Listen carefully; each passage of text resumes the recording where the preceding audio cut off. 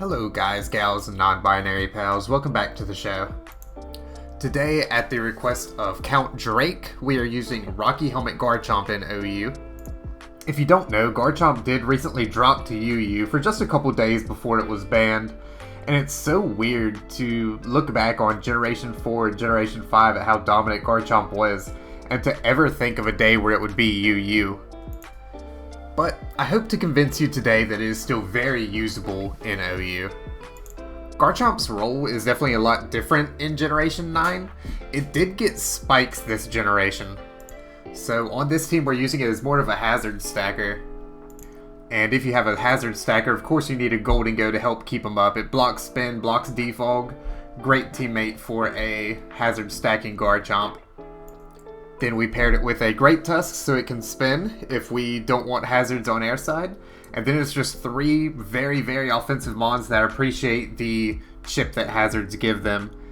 These offensive Pokemon also tend to force switches, which forces them to take even more hazards damage.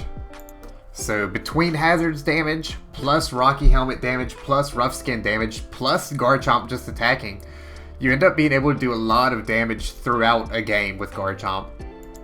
The set that I'm using throughout this video will be shown up on your screen right about now. I guess I just instinctively ran max speed because for so long outpacing base 100s was so important, but that's gotten less and less relevant in Generation 9. So the set that you probably want to run is going to be coming up on your screen right about now. This set outpaces Great Tusk. It's not what I was originally going to speed creep, because you can't really do a lot of damage to Tusk, right? So when I started with my creep, I was like, I'll start at Golden Go. Well, Golden Go is base 84. If you're going to creep Golden Go at base 84, you might as well creep Hisui and Samurott at base 85. And if you're creeping Hisui and Samurott at base 85, you might as well creep Glamora at base 86. And if you're going to creep Glamora at 86, you might as well creep Great Tusk at 87. But as you can see on your screen right now, hazards paved the way for Iron Valiant to clean up. It's almost hard to make videos about like defensive Pokemon because it's harder to point to exactly what they do. Like, you could definitely look at this as an Iron Valiant game, but Iron Valiant could have done it without Garchomp, you know? If you're still watching this video, it means you've made it longer than the average YouTube viewer will. And that means you're likely enjoying the video. So if you are, be sure to leave it a like, and be sure to subscribe so you don't miss more content similar to this in the future. And like I said, Garchomp was requested, so if you guys have anything you might want me to use, be sure to leave that in the comment section below. We're going to do something here. We're going to figure out exactly how much damage we do with just hazards this game. This Gliscor has already taken 12% from the Stealth Rock that we got up. After I grab an SD and he hits me with a big X Scissor, weird move choice, but okay. He's going to be forced out to the Corviknight here on my Ivy Cudgel. That's another 12.5%, so we've done 25% just with hazards alone. Unfortunate crit, but out comes Dragapult. That's another 25%, so we're up to 50% now with just hazards. He U-turns to revenge kill my Ogerpon, goes to T-Tar. That's another 25%. So our total now sits at 75% done with just hazards. I take this opportunity to calm mind with my Iron Valiant. I take way more from this Earthquake than I was expecting. I always overestimate this thing's bulk. He's going to let his T-Tar go down to the +1 Moonblast. And he's going to bring out Glamora, take another 25%. So that's now 100% we've done this game with hazards alone. So after this, his Gliscor is going to come out, take rocks. So now we're sitting at 112.5% done with just hazards. Ogerpon comes out, that's another 25%. We're at 137.5%. And after his Dragapult comes out for the last time, it's going to bring our total to 162.5% done with just hazards. See, if you're using a wall breaker, the most you can do in a single turn is 100%, right? With an attack. But if you stack hazards, this damage stacks throughout the entire game. So we basically did 162.5%. because we found 2 free turns to set up hazards.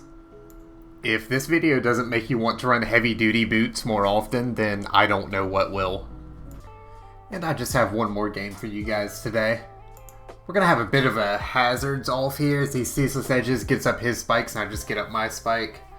Looking at that damage, if I was the better set that I showed you guys earlier, I don't think that would be a 3-hit KO, so that extra bulk is probably worth running.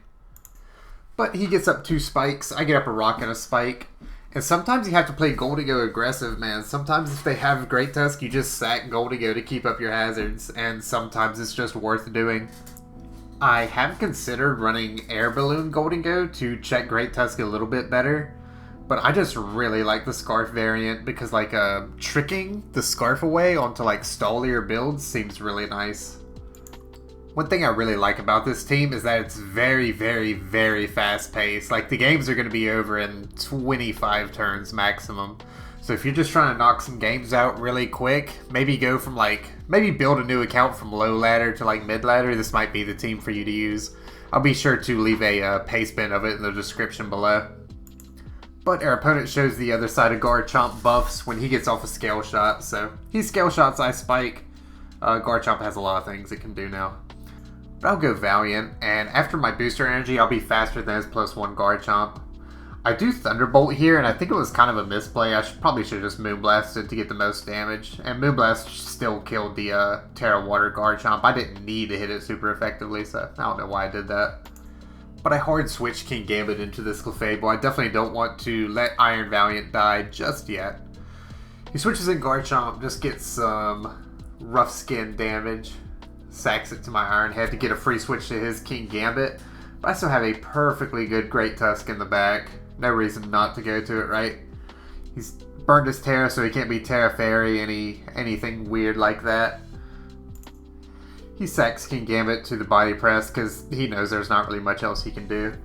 I do take a few turns to take out this Clefable, so let me just remind you, if you're enjoying the video, be sure to leave a like. Be sure to subscribe so you get more content similar to this in the future. Let me know your thoughts on Garchomp. Do you think it's still good enough to be OU viable? Do you think it belongs in UU? Let me know what you think of Big Chomp. Big Chomp's even going to get the last kill here with a well-timed crit on that Clefable. Good stuff. Alright, hope you guys enjoyed the video. Love you.